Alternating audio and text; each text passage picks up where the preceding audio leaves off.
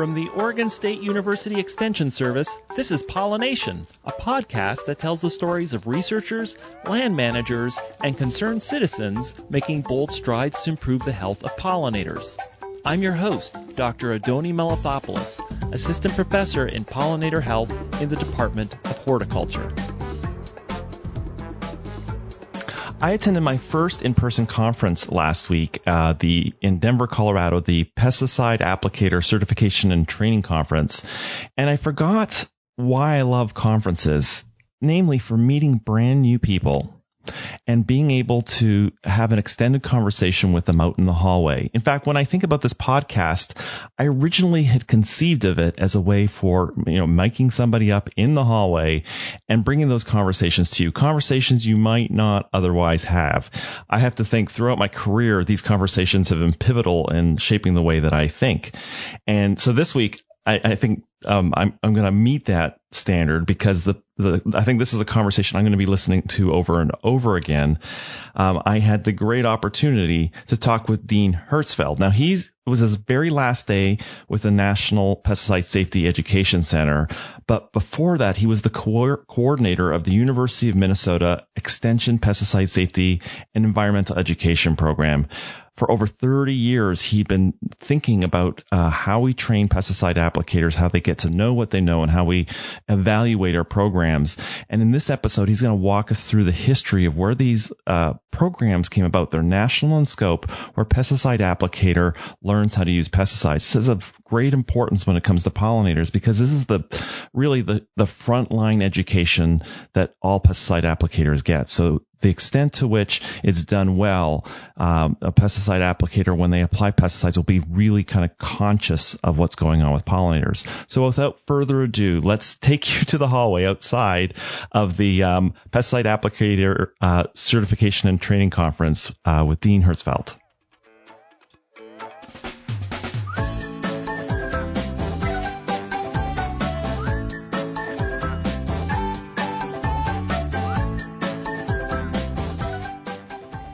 All right. Well, welcome to Pollination, Dr. Herzfeld. Well, I'm happy to be here, Anthony.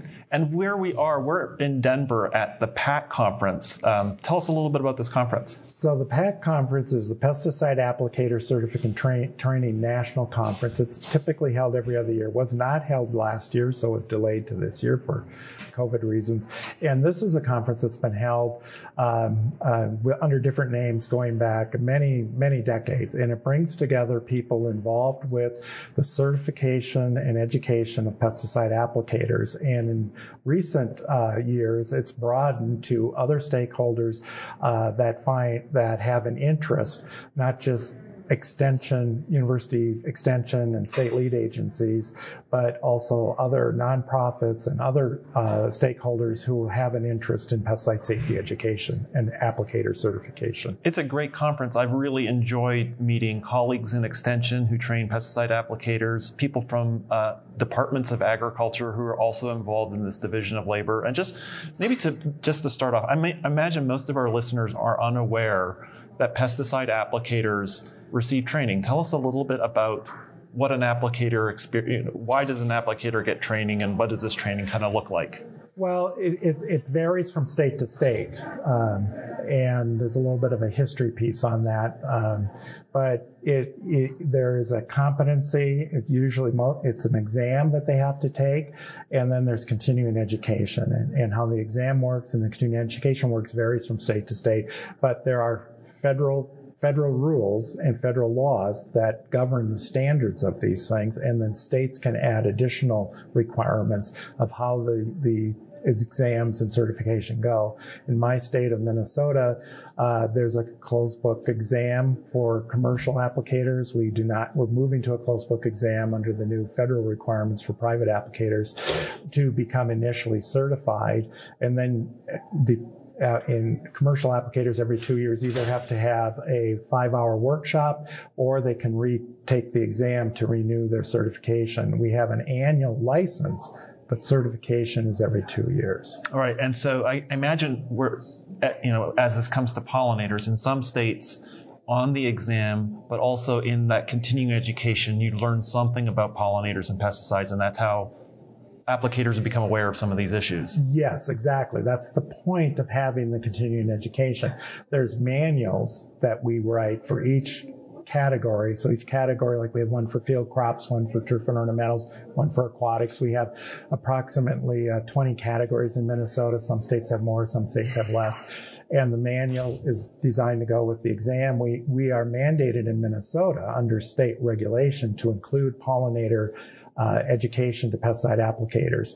And that's not necessarily true in every state, but it's true in Minnesota. So our manuals, our exams, and our recertification does include information about pollinators for people who use pesticides.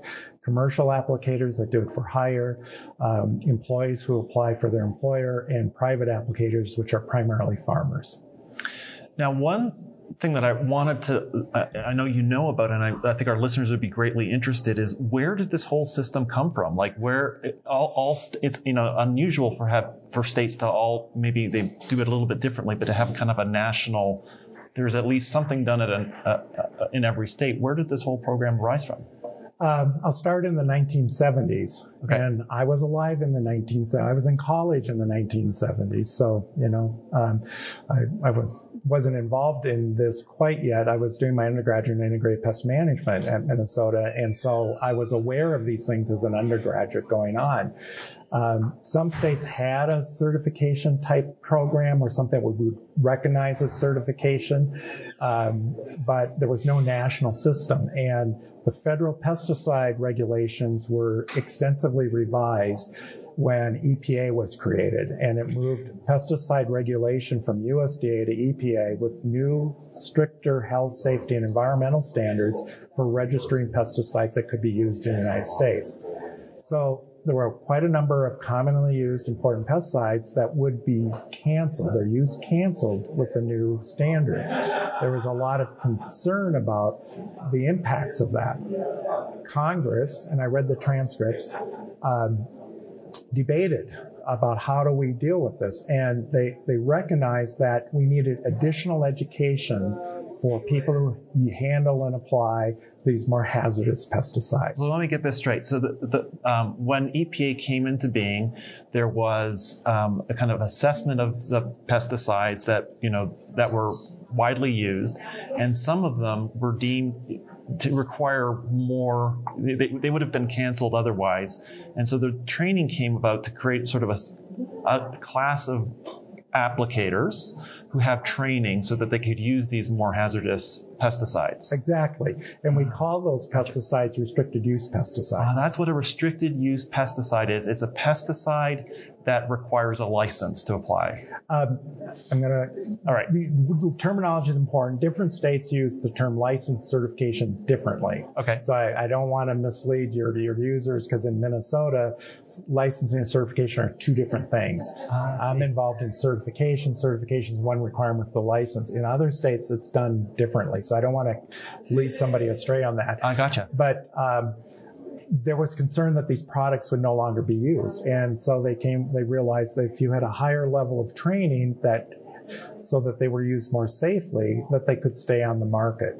And so how do you get people to training? Well, we have to identify which products those are. So they created the restricted use pesticide classification, because these products' use would be canceled otherwise. And to get people to training, they created a certification program so you could track individuals to make sure they got that training.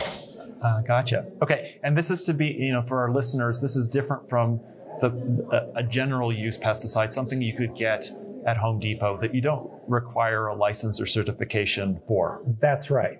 So you would have to be certain nationally. I'll use the word certification because that's universal out of the federal law language. So you would have to be a certified applicator to purchase these products and to apply them. And in some states, the law allows a certified applicator to supervise uncertified applicators, but with supervision, to apply these restricted use pesticides. In Minnesota, we've never done that. We've always had the actual applicator. Every applicator who applied to restricted use needed to be fully certified. But there's quite a number of states where you can do it under the supervision of a certified applicator. Okay, so we have the state-to-state variation on the interpretation of the federal the federal framework. What are the minimum standards? What does the federal government require of states to do when it comes to certification?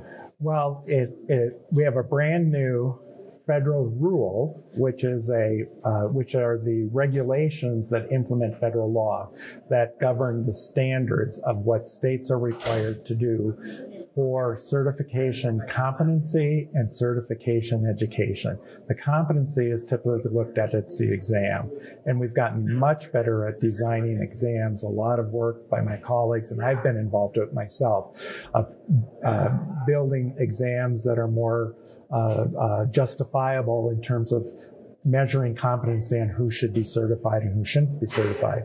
The manuals play a big role in that because of the study manuals, and then the education for recertification will be on the basic requirements and address more complicated and more detailed types of things beyond the minimum competency standards that the exams address, and can address new issues or unique things for that category of pesticide users in a state. So let me just stop you. So if I understood you correctly, so federally there have been some standards. Those standards, the educational standards for the competency have become a little bit more rigorous recently. Yes. Did I understand that correctly? Yes, and because they were last done in the late 70s. Nice. At the very beginning. Yeah, so it's been how many decades, and they're completely out of date for the modern world, and we've all struggled with that. And it's very hard to get a rule change in Congress. So my hat's off to the people in EPA that led like a decades-long effort to have this done. And I was in some of those discussions. So the rules become there are a bit more standardization across the country. There were very few standards for recertification education in the old rule, and now we have standards for recertification education. It's one of the good things about this. Tell us a little bit about how the state. One thing that I became aware of at this meeting is that different states have there's two general ways in which the continuing education is administered. One is what I've heard you describe as the workshop model, and there's another one that's different. Can you describe those two approaches? Roughly half the states are divided on this, and it has to do because states were given a lot of autonomy of how they designed their program back in the 70s under the new federal requirements. And some states went to a workshop system where you attend a day-long or half-a-day workshop, depending on the category in the state, where all of the content that was required to be covered is included. And you would have to come back every so many years. And in Minnesota, we rotated content. So we would tailor it to current issues. So some things we go in great detail, some things we'd be more superficial, depending on the needs and the concerns and the issues at the time. So you go to the workshop. It goes into the Department of Ag. Then you can get your certification, and you have to go every so many years. In Minnesota, commercial applicators have to go every 2 years to a 5-hour workshop, and our farmers, our private applicators, have to go every 3 years to a half-day workshop too, or retake the exam. Other states use a continuing education unit or hour system where you can go different educational events or conferences can apply for so many hours of continuing education unit or CEUs to meet the state requirements. So you need so many CEUs in this type of topic and in this category, and it may take you may have 2 or 3 years to accumulate all of the CEU hours by attending different events. Well, which is the way for listeners in Oregon, that's how it happens in Oregon. It's a CEU state, and so there's if you're a licensed pesticide applicator, you can either go to programs put on by Oregon State University's pesticide education program, or there may be other groups putting these conferences on. It could be a commodity group, and you would get elements. But even there, it's not just haphazard. The state lead agency has some responsibility for approving that training as being suitable. That's correct. There are standards, and they vary from state to state on the specifics, and you have to do things differently for a CEU state versus a workshop state. Minnesota's a workshop state, and so we have a lot of control of ensuring the quality, because the vast majority of the education is done by the university or in conjunction with industry associations where the university is involved at their conferences. And there is a process to get that approved through the Minnesota Department of Ag. And we can track things because we have it all and we're all involved with the content and the topics and the quality. The new federal rule actually has put in requirements to that even in a CEU state, you'll have to meet certain minimum standards, because there have been some states where the standards were, I guess would say, more loose in terms of CEU oversight. But with the new federal rule, it's nationwide, there's going to be a higher standard to assure that quality and that everybody gets the required topics that they're required both by the federal, and states can add additional content that is required that's more involved than what the federal rule requires. That sounds fantastic. What is the name of the new federal rule off the top of your head? It's 40 CFR 171 certification and training rule. It was finalized in 2017 and it's still being implemented. So here at this conference, we had a workshop. The federal EPA administrator who's oversees this part of it gave a presentation about where we're at in that process. So every state has always had to put in a state plan for their certification and training program that then is approved by EPA and maintain that plan, and EPA assures that it meets the federal requirements. Then states can add additional requirements or content requirements if they wish at the state level. So the state plans are now being reviewed by EPA to see if they meet the new requirements. And there's a timeline to roll this out over the next couple of years. So it'll be a couple of years yet before all the states will have their state plan and their certification program in compliance with the new rule. You just can't turn this on a dime. It's a very complicated, large system with lots of people involved to change these programs. So. Well, I hear the lunch is coming out, and I know you're going to be leading a workshop this afternoon. Tell us a little bit about that workshop on integrated pest management and how this fits in with this certification system. Sure. So I was, up until just real recently, because I've been retired, with the National Pesticide Safety Education Center, which is a subcontractor on a grant to Michigan State University with the EPA to support meetings and an engagement around pesticide safety, certification, farm workers with relation to pesticides. And we have various collaboration teams that bring in, anybody can join, broad stakeholders of interest. We have a series of these. And what my job with the center was to facilitate a collaboration team that looked at issues in common between integrated pest management and pesticide safety, and even some invasive species pieces.